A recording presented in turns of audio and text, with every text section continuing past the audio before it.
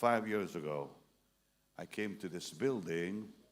I think you were still constructing it. Yeah.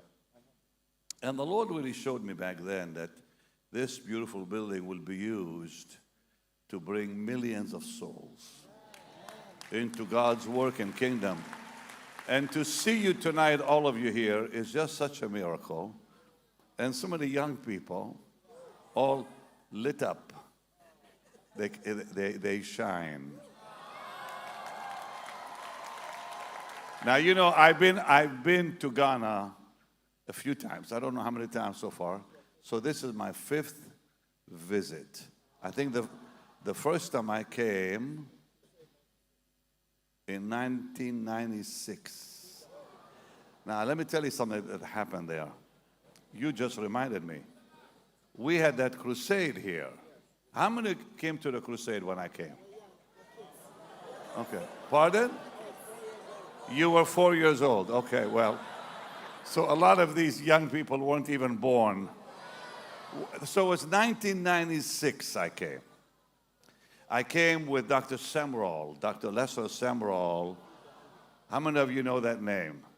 Oh, a lot of you. Great. I think I'm going to go back up again. Because I can't see you. I can't see you. I got to see you. So sorry. But I'll come back. I'll come back. It's okay. But I got to tell you what God did. Such a beautiful crusade we had. Jim, you were there. I met at that time with your president. He was the tall man. Yeah. And I can't remember his name, so sorry. But I prayed with his staff and with him. And that was before, I think that was the second night of the crusade. I don't remember. Did we have 2 nights or 3 nights? 2. So it was on the second day he had invited me to come. And what was so amazing to me is his staff came and he asked me to pray for them. And the power of God began falling with no music. Jim wasn't there. None of the musicians came with me. And they began falling under the power of God. And he said, he looked at me, he said, "You have power."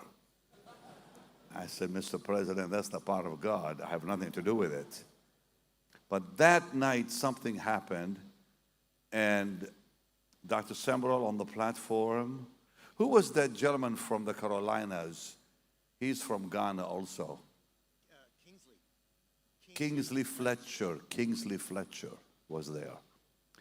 And they brought him in. Now, there was probably, how many people were in that service? Maybe half million people, something like that. Maybe a little more. And I'm praying for a lady.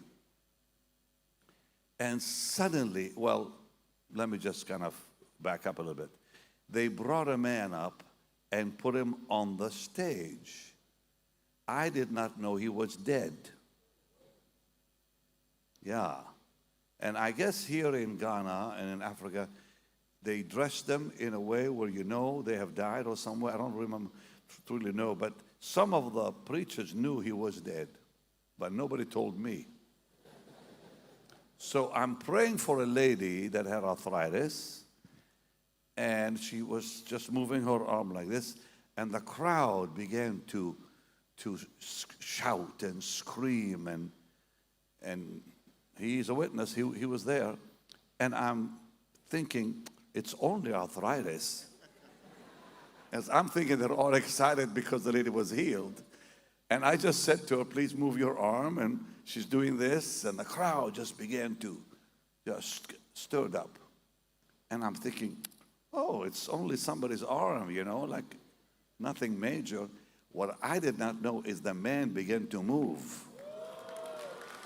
And as the man got up, he literally walked away and the crowd lost it. And I'm thinking, what happened here? I'm thinking still that they're maybe excited about the lady. Later, they came and told me, they said the man had died. And I did not know that. So that was the beginning of when I began to do the crusades in Africa and all that. But Ghana has always been a special place in my heart, and I'll tell you why. Well, thank you. Because when I came, I love you too. When I came, I heard that one.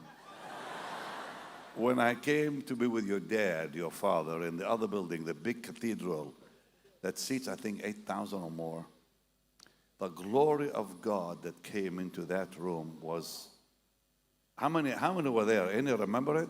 Some of you were there. That just left a mark on my heart. Your hunger for the Lord is heavenly. And then last night, what happened last night with your pastors? Oh, dear Lord. How many of you are here that were here last night? There they are. Just the glory of God that hit that room. And to Jesus be the glory.